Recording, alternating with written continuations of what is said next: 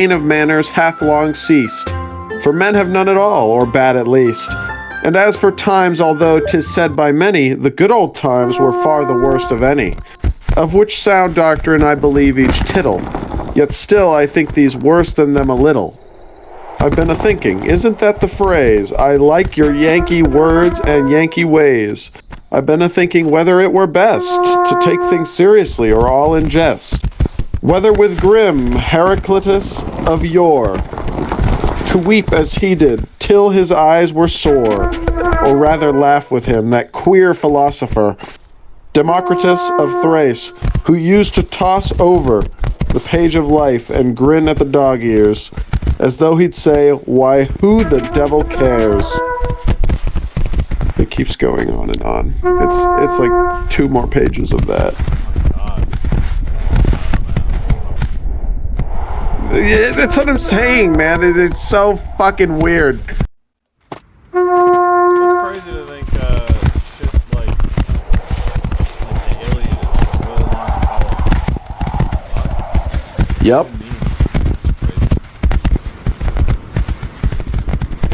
Isn't it something, to say the least?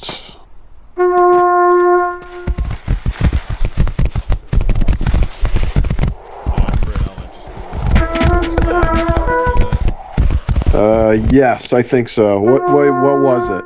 Exactly. Was just, like, this random guy in everyone's language arts class. It was language arts. We would write poems and then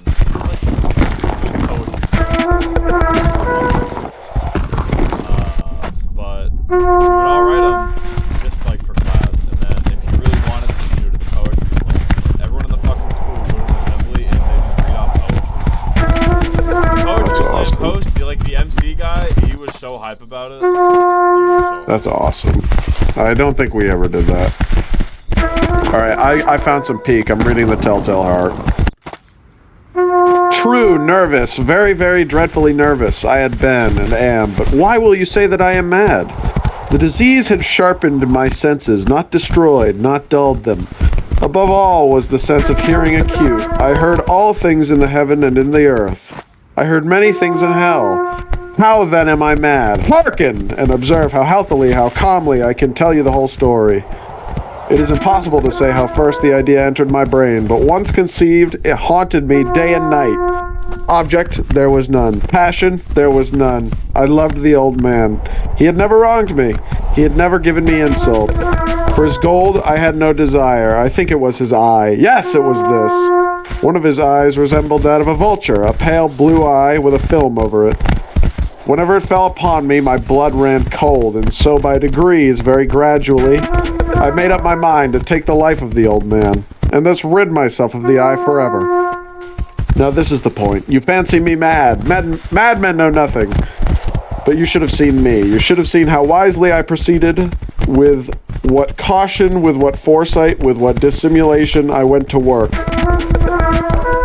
I was never kinder to the old man than during the whole week before I killed him. And every night, about midnight, I turned the latch of his door and opened it.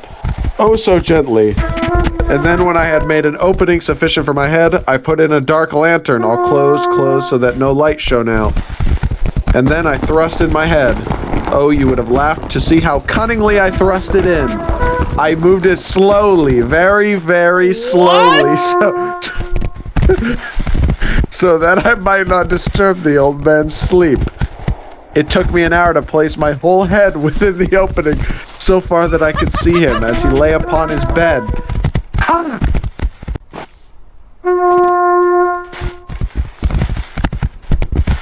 I need a second to drink some water. My throat's fucking dry.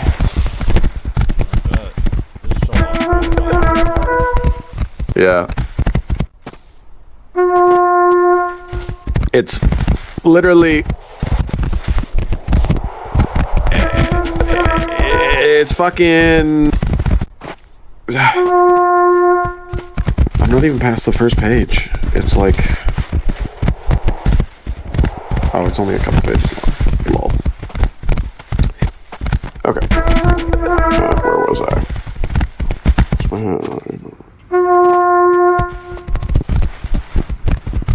Would a madman have been so wise as this? And then, when my head was well in the room, I undid the lantern cautiously. Oh, so cautiously, for the hinges creaked. I undid it just so much that a single thin ray fell upon the vulture eye.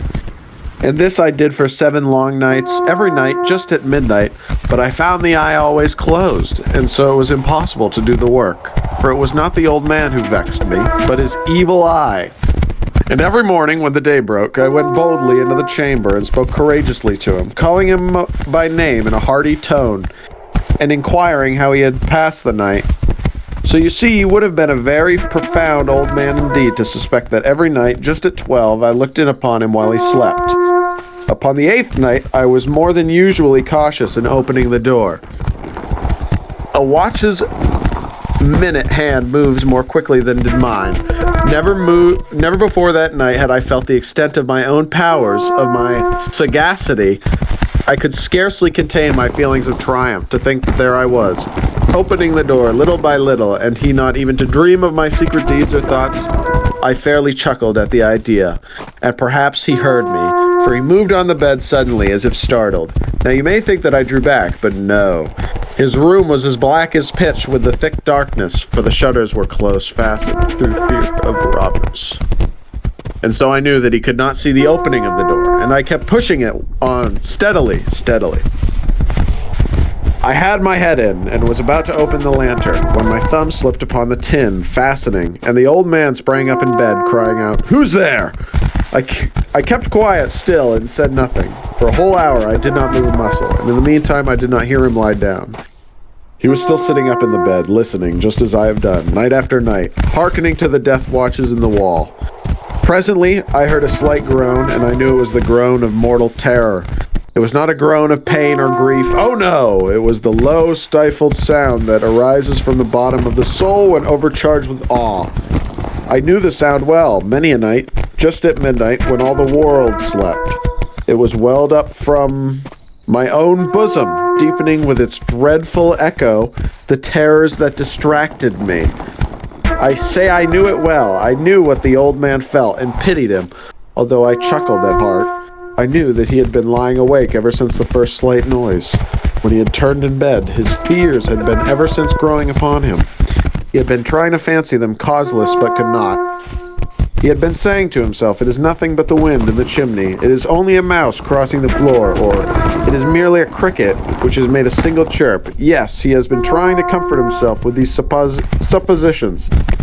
But he had found all in vain, because death, in approaching him, had stalked with his black shadow before him and enveloped the victim. And it was the mournful influence of the unperceived shadow that caused him to feel, although neither saw nor heard, to feel the presence of my head within the room. When I had waited a long time, very patiently, without hearing him lie down, I resolved to open a little, very, very little crevice in the lantern, so I opened it. You cannot imagine how stealthily, until at a length a single dim ray, like the thread of a spider, shot from out the crevice and fell upon the vulture eye. It was open, wide open, and I grew furious as I gazed upon it. I saw it with perfect distinctness, all dull blue, with a hideous veil over it that chilled the very marrow in my bones, but I could see nothing else of the old man's face or person, for I had directed the ray as if by instinct, precisely upon the damned spot. And now, have I not told you that what you mistake for madness is but over-acuteness of the senses? Now I say there came to my ears a low, dull, quick sound, such as a watch makes when enveloped in cotton. I knew that sound well, too. It was the beating of the old man's heart. It increased my fury as the beating of a drum stimulates the soldier into courage. But even yet I refrained and kept still. I scarcely breathed. I held the lantern motionless. I tried how steadily I could maintain the ray upon the eye. Meantime, the hellish tattoo of the heart increased. It grew quicker and quicker, and louder every instant. The old man's terror must have been extreme. It grew louder, I say, louder every moment. Do you mark me well? I have told you that I am nervous, so I am. And now at the dead hour of the night, amid the dreadful silence of that old house, so strange a noise as this excited me to uncontrollable terror. Yet for some minutes longer I refrained and stood still. But the beating grew louder. I thought the heart must burst. And now a new anxiety seized me. The sound would be heard by a neighbor. And the old man's hour had come. With a loud yell, I threw open the lantern and leaped into the room. He shrieked once only. In an instant, I dragged him to the floor and pulled the heavy bed over him, and then smiled gaily to find the deed so far done. But for many minutes, the heart beat on with a muffled sound. This, however, did not vex me. It would not be heard through the wall. At length it ceased. The old man was dead. I removed the bed and examined the corpse. Yes, he was stone dead. I placed my hand upon the heart and held it there many minutes. There was no pulsation. He was stone dead. His eye would trouble me no more. If still you think me mad, you will think so no longer when I describe the wise precautions I took for the concealment of the body. The night waned and I worked hastily, but in silence. First of all, I dismembered the corpse. I cut off the head and the arms and the legs. Excuse me. Fuck. Hold on.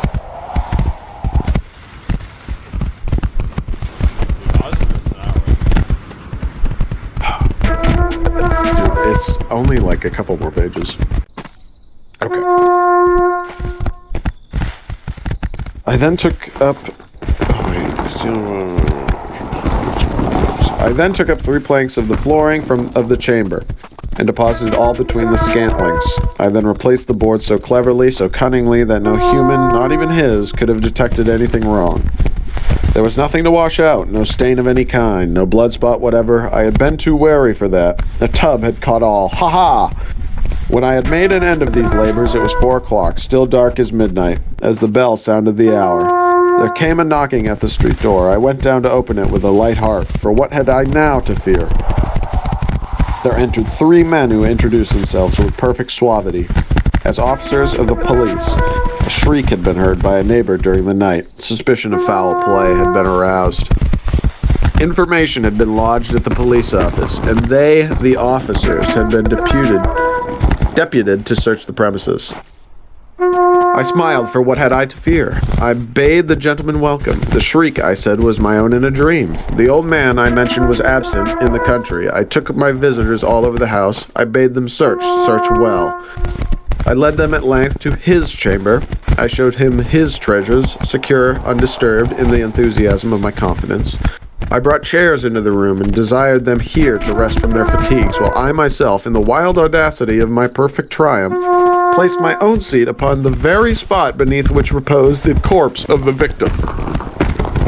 The officers were satisfied. My manner had convinced them. I was singularly at ease. They sat, and while I answered cheerily, they chatted of familiar things, but ere long I felt myself getting pale, and wished them gone. My head ached, and I fancied a ringing in my ears, but still they sat and chatted. But still they sat and still chatted. What the fuck? The ringing became more distinct. It continued and became more distinct.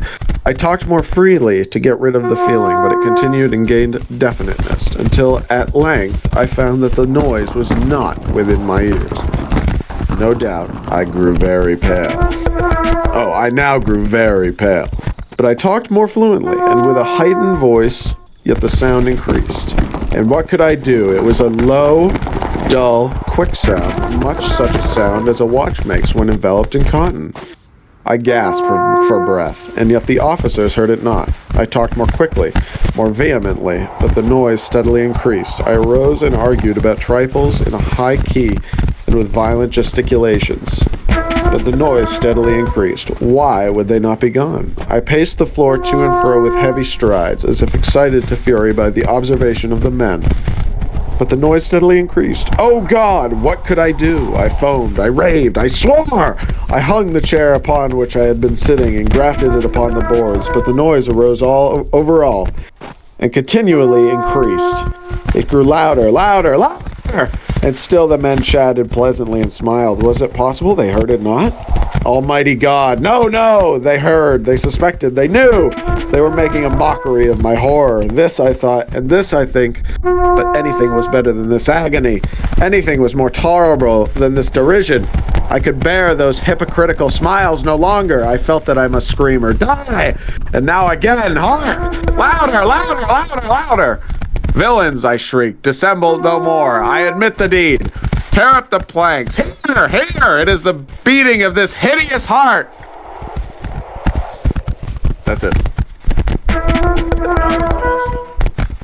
Yeah. That we read that in fucking like I think 7th grade. That shit was incredible.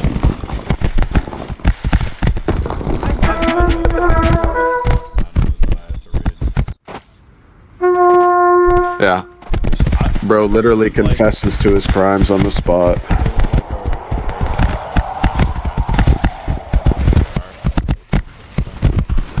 Yep, that's the Raven. That's another one of his. Oh, I actually want to read the Black Cat. That's another one in here. Oh, I might have read that as well. Where is it? The Black Cat, 531. I'm so close to the crowns, dude. Awesome. The Black Cat. How long is this? Okay, it's a couple pages. For the most wild, yet most homely narrative which I am about to pen, I neither expect nor solicit belief. Excuse me. Jesus Christ. Mad indeed would I be to expect it in a case where my very senses reject their own evidence. Yet mad I am not. Wait, yet mad am I not, and very surely do I not dream, but tomorrow I die, and today I would unburden my soul. My immediate purpose is to place before the world, plainly, succinctly, and without comment, a series of mere household events and their consequences. These events have terrified, have tortured, have destroyed me. Yet I will not attempt to expound them. To me, they have presented little more but horror. To many, they will seem less terrible than Baroque's. Hereafter, what the yeah, what am I saying here? What are these words coming out of my mouth? Hold on, I'll be right back.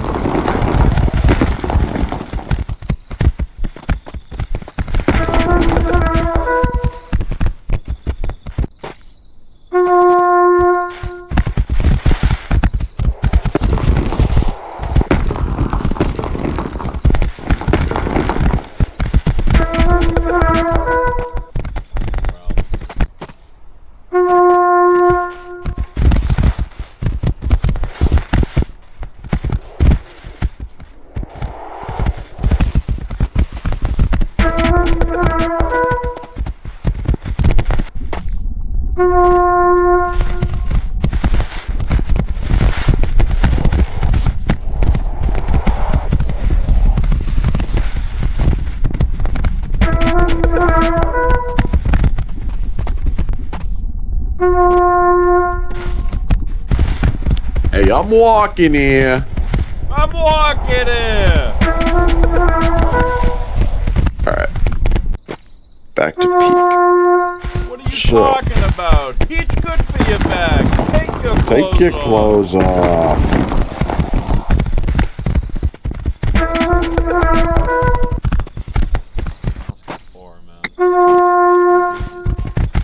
Hereafter, perhaps some intellect might be found, which will reduce my phantasm to the commonplace.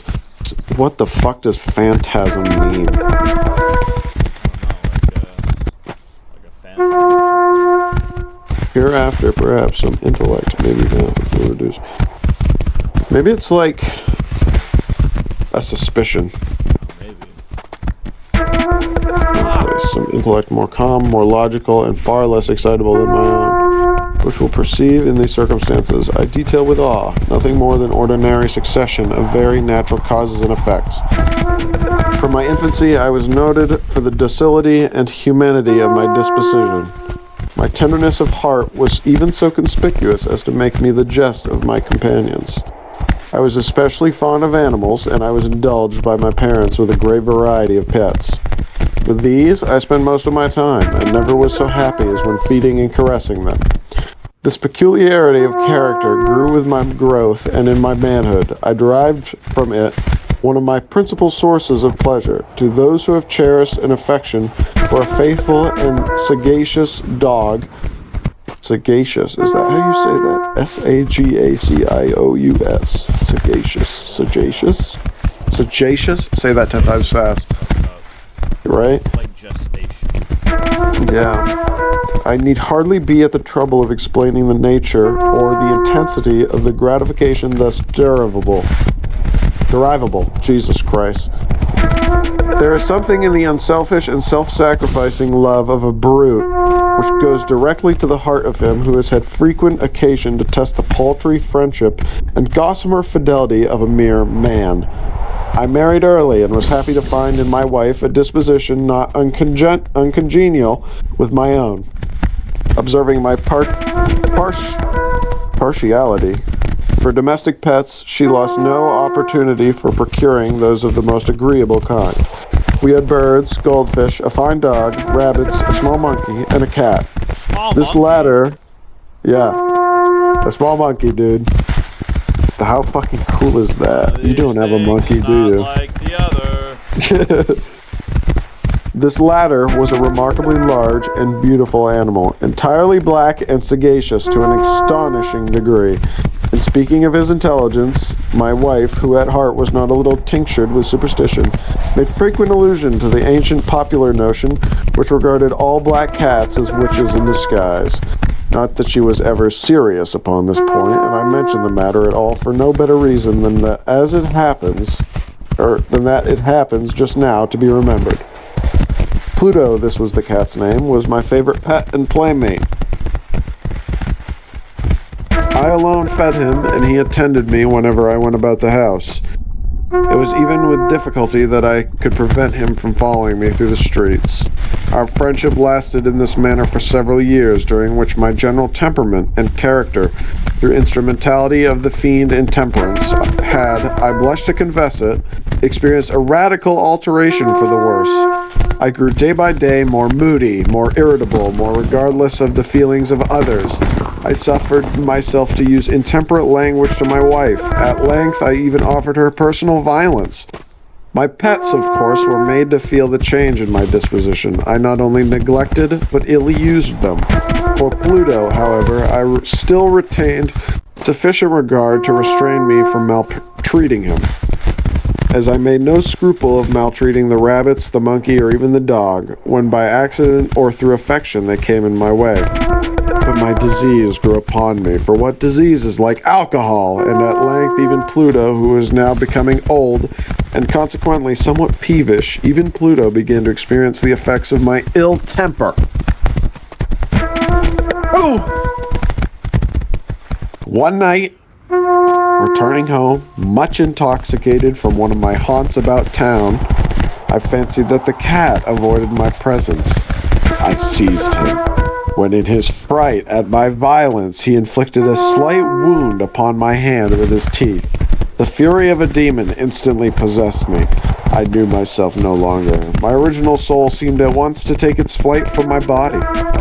And more than fiendish malevolence, gin-nurtured thrill every fiber of my frame. I took from my waistcoat pocket a penknife, opened it, grasped the poor beast by the throat, and deliberately cut out one of its eyes from the socket. I blush, I burn, I shudder while I pen the damnable atrocity. When reason turned with the morning, when I had slept off the fumes of the night's debauch, I experienced a sentiment half of horror, half of remorse for the crime of which I had been guilty, but it was at best a feeble and equivocal feeling, and the soul remained untouched. I again plunged into excess and soon drowned in wine all memory of the deed. Holy shit, he just killed his own fucking cat! Yeah, that's fucking crazy, dude. That's awesome. Thank God we don't live a goddamn address. Right? A fucking psychopath. I don't want him to kill my cat, yeah? Jesus Christ. Okay. In the meantime, the cat slowly recovered. The socket of the lost eye presented. It is true, oh, he didn't kill his cat, he just wounded it. A frightful appearance, but he no longer appeared to suffer any pain. He went about the house as usual, but as might be expected, fled in extreme terror at my approach.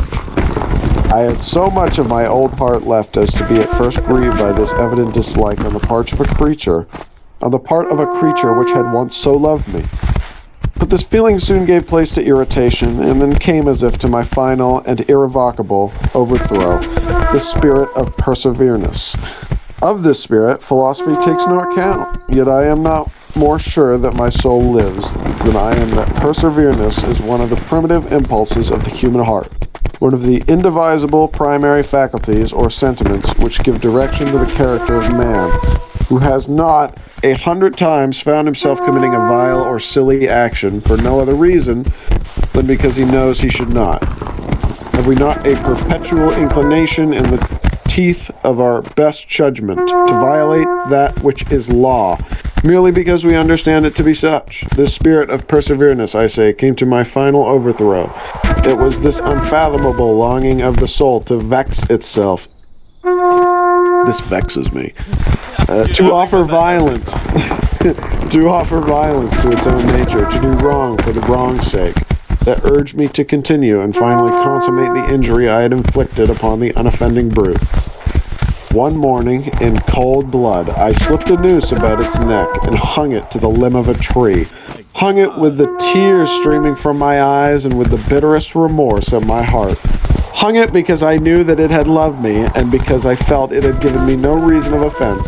Hung it because I knew that in doing so I was committing a sin, a deadly sin that would so jeopardize my immortal soul as to place it, if such a thing were possible, even beyond the reach of the infinite mercy of the most merciful and most terrible God. On the night of the day on which this cruel deed was done, I was aroused from sleep by the cry of fire. The curtains of my bed were in flames. The whole house was blazing. It was with great difficulty that my wife, a servant, and myself made our escape from the conflagration. Conflagration? That's a word. Alright, on that, I'm taking this water. Jesus, this story is fucking crazy. Yeah, I don't think I read this one. Maybe it's real quick. Yeah. A story called The Black Cat. Oh yeah, I fucking carved out its eye and then hung it in the yard. Jesus Christ. Like, I won't scatter your ashes to the heartless sea. This is what I feel like whenever I pick up Vegemite. So you dream of carving her eye out. You dream of carving her eye out and torturing her. Yeah. No! Vegemite! Not my goat, yo. Of course she does. Fucking dumbass.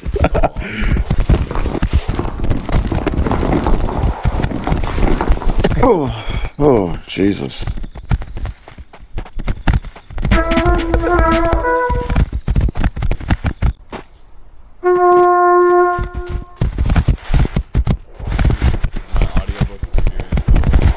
No.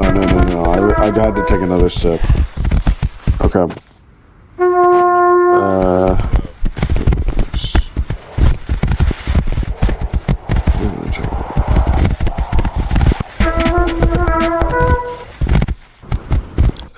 The destruction was complete.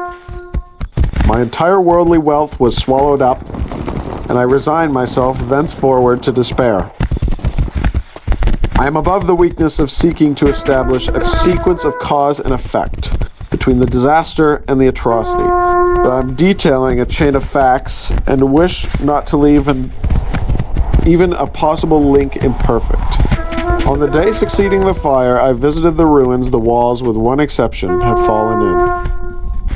This exception was found in a compartment wall, not very thick, which stood about the middle of the house, and against which had rested the head of my bed. The plastering had here, in great measure, resisted the action of the fire, a fact which I attributed to its having been recently spread. About this wall, a dense crowd were collected, and many persons seemed to be examining a particular portion of it with very minute and eager attention. The words, "strange!" exclamation point, "singular!" exclamation point, and other similar expressions excited my curiosity. I approached and saw, as if graven in bas relief upon the white surface, the figure of a gigantic cat. The impression was given with an accuracy truly marvelous. Jesus Christ. Hold on. That's how I read. Alright, hold on.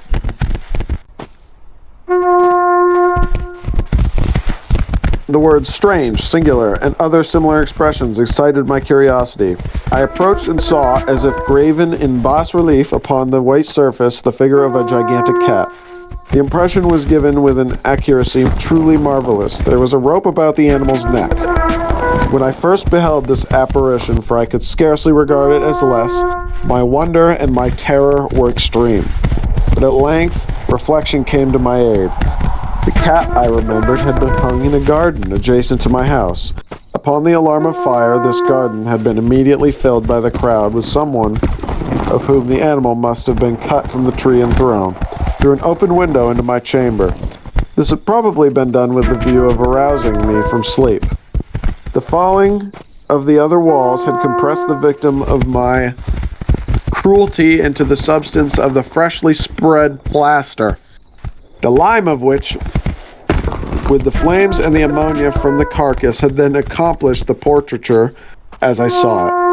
Although I thus readily accounted to my reason, if not altogether to my conscience, for the startling fact just detailed, it did not the less fail to make a deep impression upon my fancy. For months I could not rid myself of the phantasm of the cat, and during this period there came back into my spirit a half-sentiment that seemed but was not remorse. I went so far as to regret the loss of the animal, and to look about me among the vile haunts which I now habitually frequented for another pet of the same species, and of somewhat similar appearance, with which to supply its place. One night, as I sat, half stupefied in a den of more than infamy, my attention was suddenly drawn to some black object reposing upon the head of one of the immense hogsheads of gin or rum. Excuse me. Oh! Which constituted the chief furniture of the apartment. I'd been looking steadily at the top of this hogshead for some minutes, and what now caused me surprise was the fact that I had not sooner perceived the object thereupon. I approached it and touched it with my hand. It was a black cat, a very large one, fully as large as Pluto, and closely resembling him in every respect but one. Pluto had not a white hair upon any portion of his body, but this cat had a large, although indefinite, splotch of white covering nearly the whole region of the breast. Upon my touching him, he immediately arose, purred loudly, rubbed against my hand, and appeared delighted with my notice.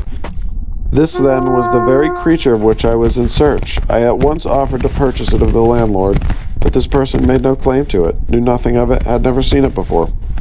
I continued my caresses, and when I prepared to go home, the animal evinced a disposition to accompany me. I permitted it to do so, occasionally stooping and patting it as I proceeded. When it reached the house, I domesticated itself at once. It domesticated itself at once, and became immediately a great favorite with my wife. Oh! Wait, so he's still married, so wait, dude, I wonder if his wife knows the fucking cat and, like, what happened? I guess the fuck not. Like, I asked why it was missing an eye and then it was hanging in their fucking garden. That's crazy. I forgot there was a wife in the picture. yeah. Whole house was blazing.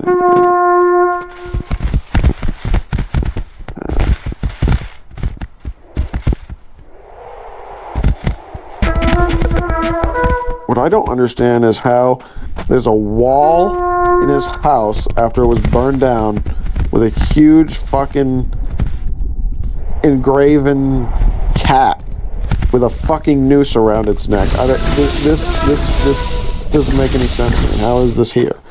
Dude, it's the cat, dude. It's like Vegemite. The cat's fucking spirit? No way. Well, maybe.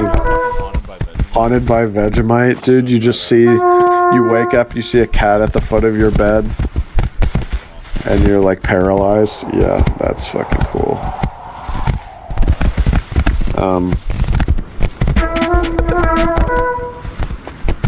Holy shit, the cops are coming for you, man. I hear them. Help! Jesus Christ. Okay.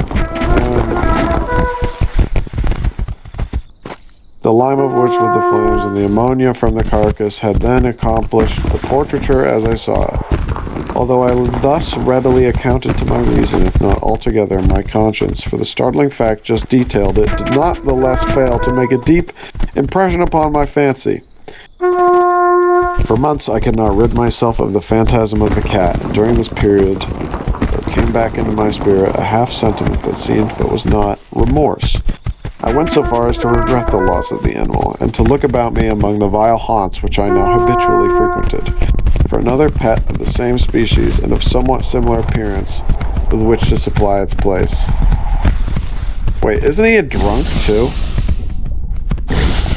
Didn't he say that? Yeah, he's a fucking drunk. He is a drunk. So that's why he fucking killed it. Because it bit him, I think. It bit him and he was shit. Yeah. Jesus Christ. One night as I sat half stupefied in a den of more than infamy, my attention was drawn to some black object proposing. Wait. Oh wait, we're way past this. What the fuck? Man.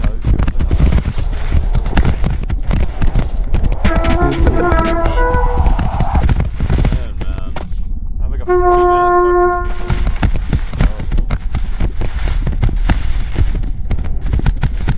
speaker.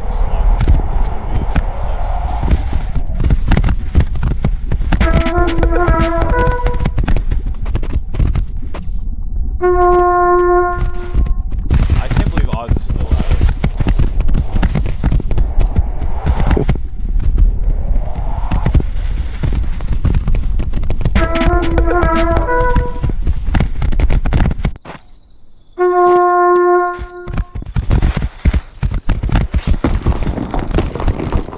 For my own part, I soon found a dislike to it arising within me.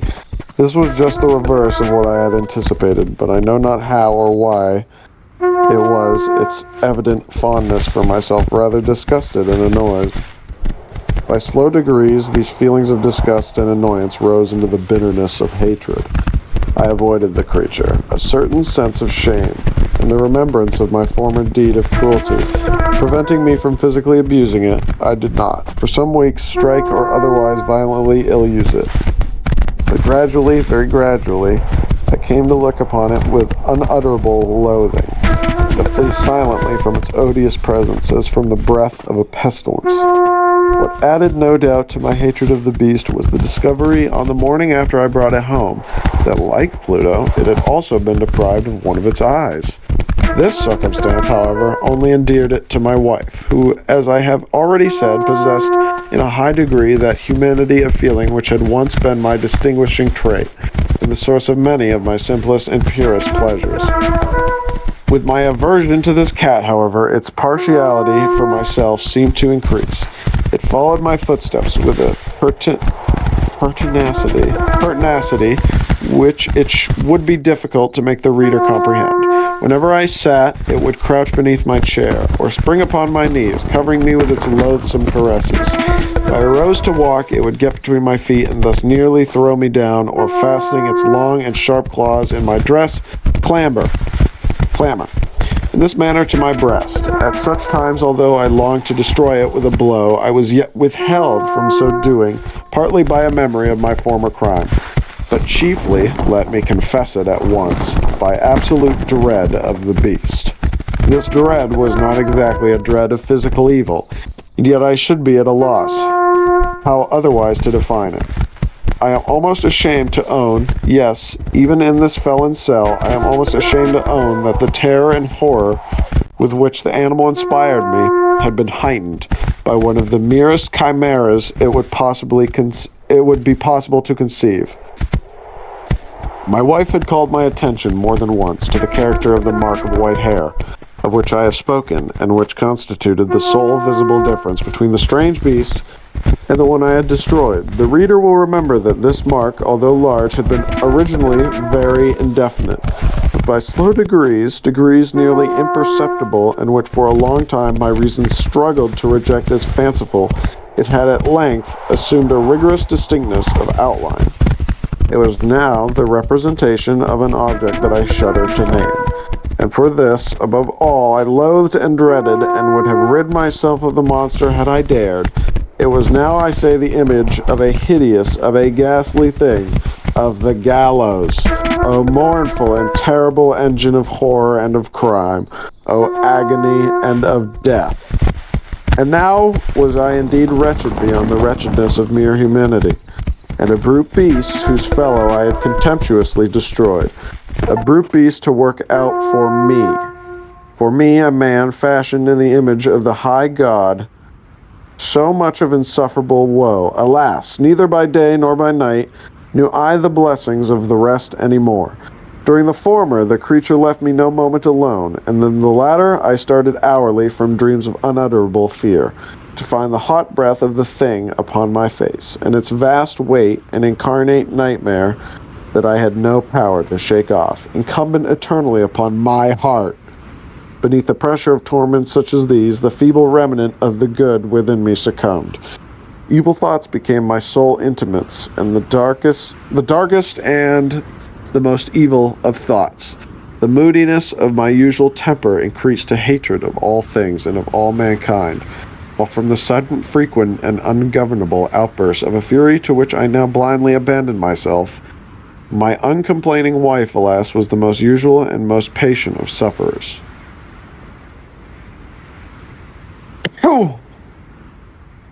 One day she accompanied me upon some household errand into the cellar of the old building which our poverty compelled us to inhabit. The cat followed me down the steep stairs, and nearly throwing me headlong, exasperated me to madness. Uplifting an axe, and forgetting in my wrath the childish dread which had hitherto stayed my hand, I aimed a blow at the animal, which of course would have proved instantly fatal had it descended as I wished. But this blow was arrested by the hand of my wife, goaded by the interference into a rage more than demoniacal. I withdrew my arm from her grasp and buried the axe in her brain. She fell dead upon the spot without a groan. This hideous murder accomplished, I set myself forthwith, and with entire deliberation, to the task of concealing the body. I knew that I could not remove it from the house either by day or by night without the risk of being observed by the neighbors. Many projects entered my mind. At one period, I thought of cutting the corpse into minute fragments. Also, holy shit, this is a story called The Black Cat, and he just fucking killed his wife. Yeah, he's actually Awesome. And destroying them by fire. At another, I resolved to dig a grave for it in the floor of the cellar again. I deliberated about casting it in the well, and the yard about packing it in a box, as if merchandise, with the usual arrangements, and so getting a porter to take it from the house. Finally, I hit upon what I considered a far better expedient than either of these. I determined to wall it up in the cellar as the monks of the Middle Ages are recorded to have walled up their victims. For a purpose such as this, the cellar was well adapted. Its walls were loosely constructed and had lately been plastered throughout with a rough plaster, which the dampness of the atmosphere had prevented from hardening. Moreover, in one of the walls was a projection. Hold on, I gotta fucking lean forward. Here. Gotta lock in.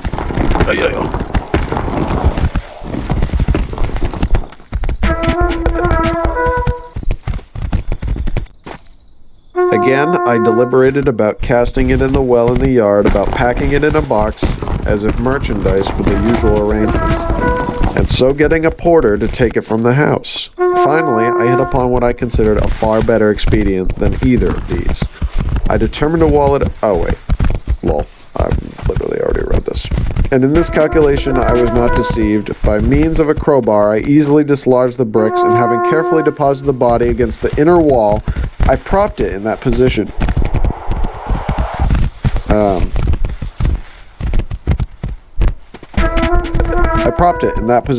While with little trouble, I relaid the whole structure as it originally stood, having procured mortar, sand, and hair. Oh, God. I love smoking every day.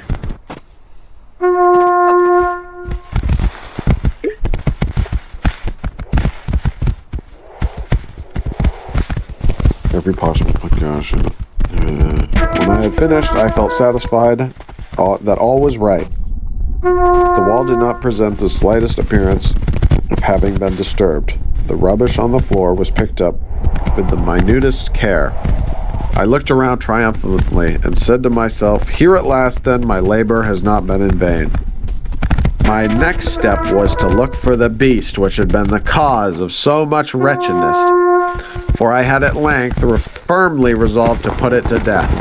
Had I been able to meet with it, at the moment there could have been no doubt of its fate, but it appeared that the crafty animal had been alarmed at the violence of my previous anger, and forbore to present itself in my present mood. It is impossible to describe or to imagine the blissful sense of relief which the absence of the detested creature occasioned in my bosom. Jesus Christ, that's a sentence. It is impossible to describe or to imagine the blissful sense of relief which the absence of the detested creature occasioned in my bosom. Jesus Christ. It did not make its appearance during the night, and thus for one night at least since its introduction into the house, I soundly and tranquilly slept. I slept, even with the burden of murder upon my soul. The second and the third day passed, and still my tormentor came not. Once again I breathed as a free man. The monster, in terror, had fled the premises forever. I should behold it no more. My happiness was supreme. The guilt of my dark deed disturbed me but little. Some few inquiries had been made, but these had been readily answered. Even a search had been instituted, but of course nothing was to be discovered. I looked upon my future felicity as secured. Upon the fourth day of the assassination, a party of the police came very unexpectedly into the house, and proceeded again to make rigorous investigation of the premises. Secure, however, in the inscrutability of my place for concealment, I felt no embarrassment whatever. Damn, maybe somebody needs to check this guy's fucking closets, yo. The officers bade me accompany them in their search. They left no nook or corner unexplored. At length, for the third or fourth time, they descended into the cellar. I quivered not in a muscle. My heart beat calmly as that of one who slumbers in innocence. I walked the cellar from end to end. I folded my arms up my bosom and roamed easily to and fro. The police were thoroughly satisfied and prepared to depart. The glee at my heart was too strong to be restrained. I burned to say, if but one word, by way of triumph, and to render doubly sure their assurance of my guiltlessness. "Gentlemen," I said at last, as the party ascended the steps, "I delight to have allayed your suspicions. I wish you all health and a little more courtesy. By the by, gentlemen, this is a very well-constructed house." In the rabid desire to say something easily, I scarcely knew what I uttered at all. "I may say, an excellently well-constructed house. These walls are going... Are you going, Well-constructed house, period. These walls, are you going, gentlemen? These walls are solidly put together, and here, through the mere frenzy of bravado, I rapped heavily with a cane which I held in my hand, upon that very portion of the brickwork behind which stood the corpse of the wife of Jesus Christ.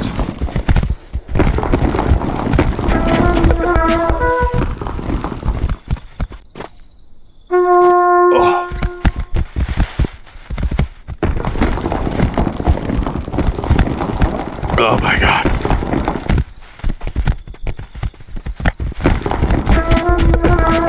Wait, I don't even have your stream open. Oh my goodness. Dude, I already finished the stream. I'm still just recording it, dude. I need this full audio. Yeah. Awesome.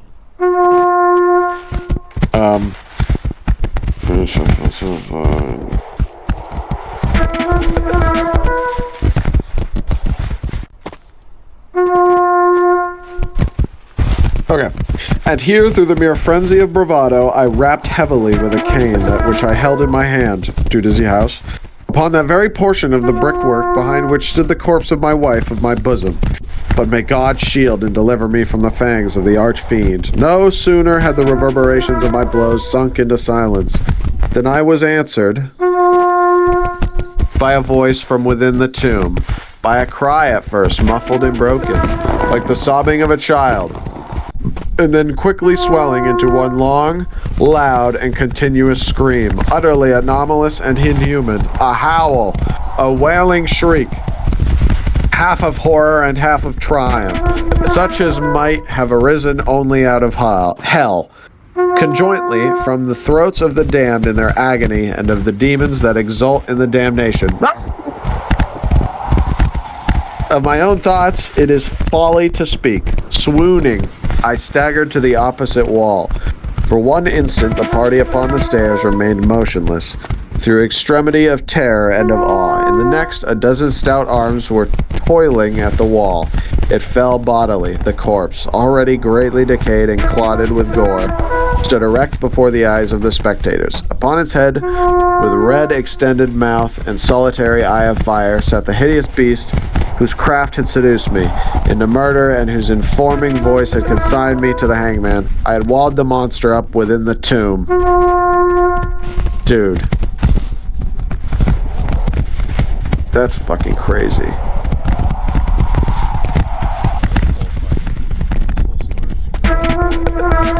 Red extended mouth.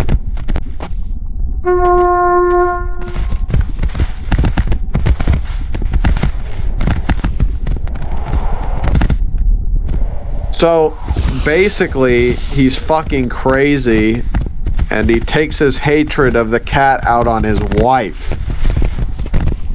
That's awesome. That is awesome.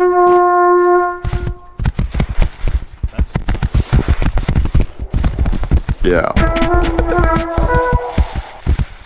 They're really cool stories. I do want to read eventually The Fall of House Usher. That's like one of his bigger ones. That's like a novel, I think.